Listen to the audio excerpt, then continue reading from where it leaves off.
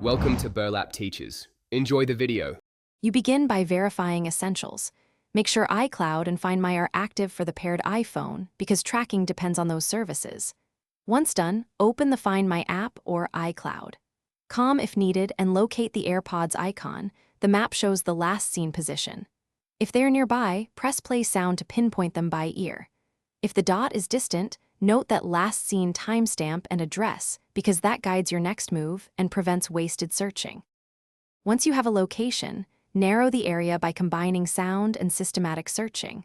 Play the chime and walk slowly in a clockwise pattern, stopping frequently to listen because reflections and furniture can muffle audio. Simultaneously check common hiding spots, pockets, bags under cushions, or inside a jacket, since most recoveries happen nearby. If the AirPods show offline, enable lost mode with your contact details and a short message. This increases the chance someone will return them when you finish by using the map's directions to move toward the last seen point, then expand your sweep into adjacent rooms and vehicles, because items often shift a short distance. If you spot a matching Bluetooth name on your device, connect briefly to confirm and repair if needed. That restores full function. If nothing works, try troubleshooting.